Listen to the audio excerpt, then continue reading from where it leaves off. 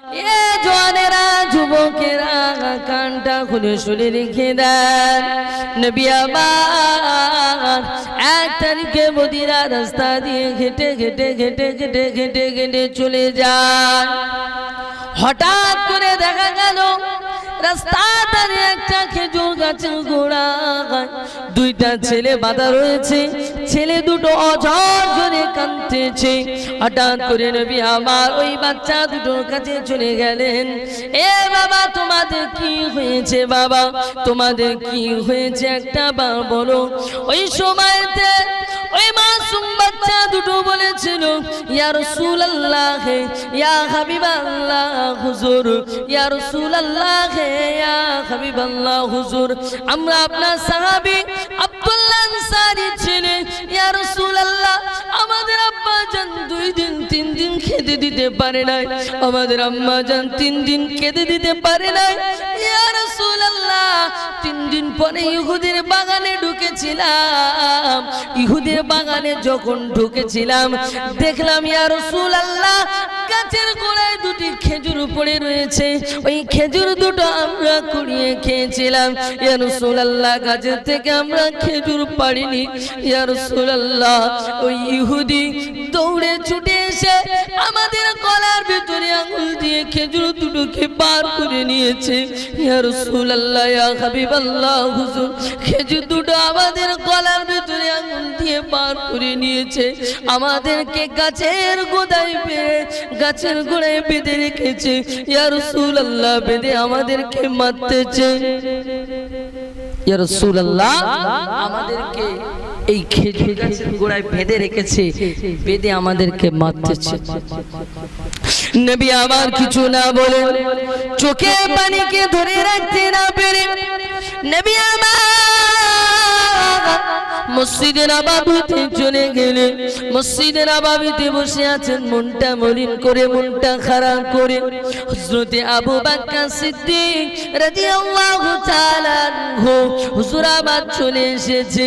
ইয়া রাসূলুল্লাহ, ইয়া হাবিবাল্লাহ হুজুর, ইয়া রাসূলুল্লাহ, ইয়া হাবিবাল্লাহ হুজুর, আপনার কি হয়েছে একটা বার বলেন। আপনার মনটা কেন খারাপ? আপনার মনটা কেন মলিন?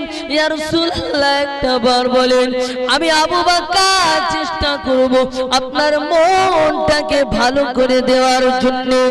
ওই সময় নবী আমার জানিয়ে দিয়েছিল, এ বাবা আবু বকর, এ আবু বকর, তুমি আমার মনটাকে ভালো করতে পারবে না, তুমি আমার মনটাকে ভালো করতে পারবে না।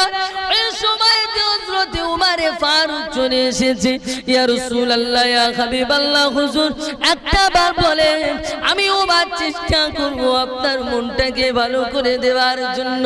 ওই সময়তে নবী আমার জানিয়ে দিলেন, এ বাবা উমর, তুমিও পারবে না।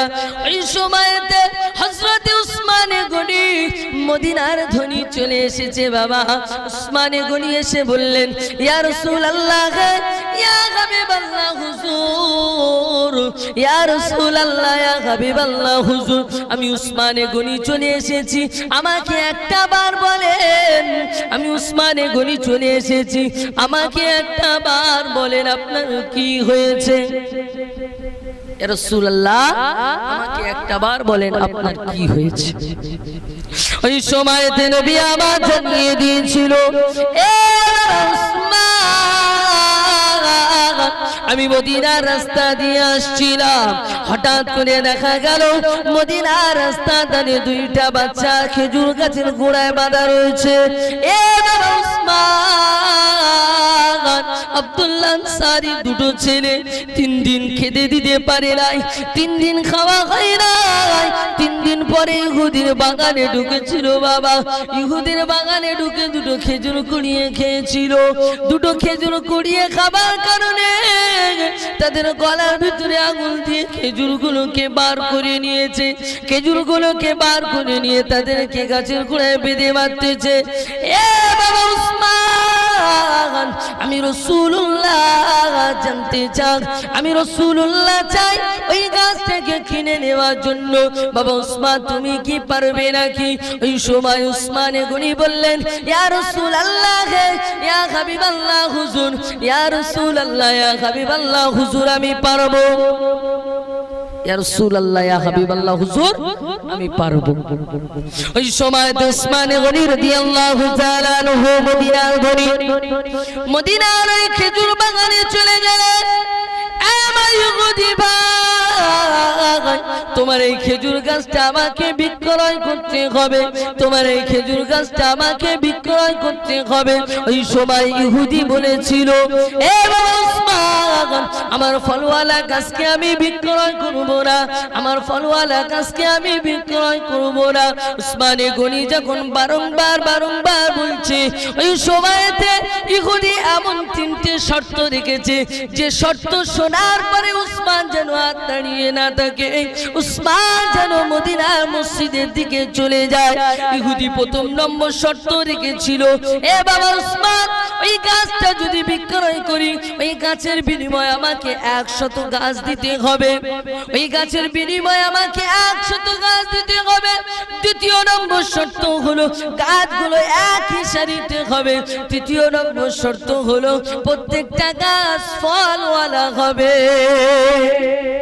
বাবা উসমান, প্রথম নম্বর শর্ত হলো 100 গাছ দিতে হবে।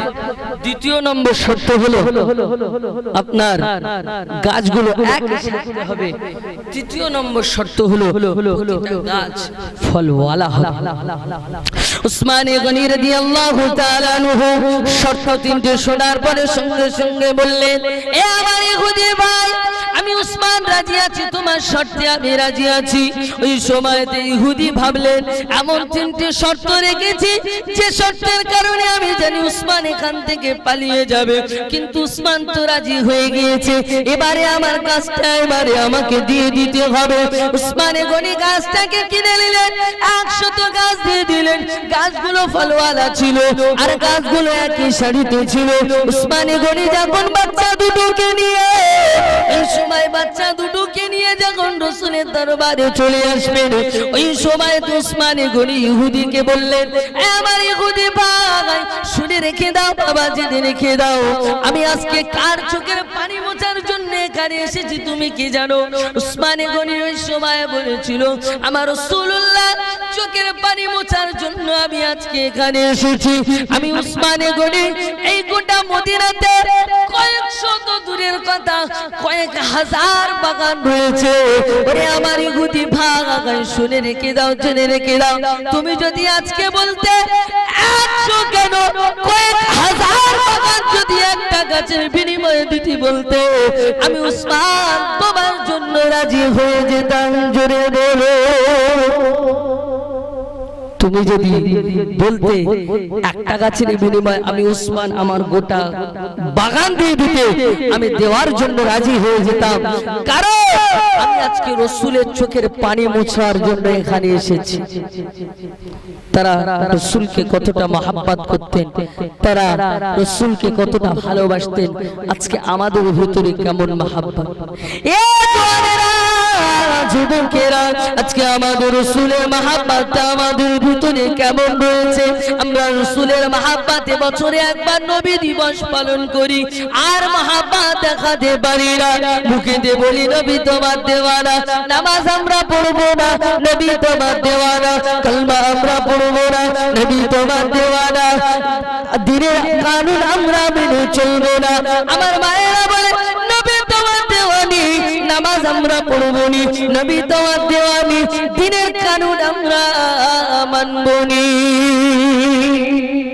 মুখেতে নবী তোমার দেওয়ানা, কিন্তু অন্তরে নবীর ভালোবাসা, অন্তরে নবীর ভালোবাসা নাই।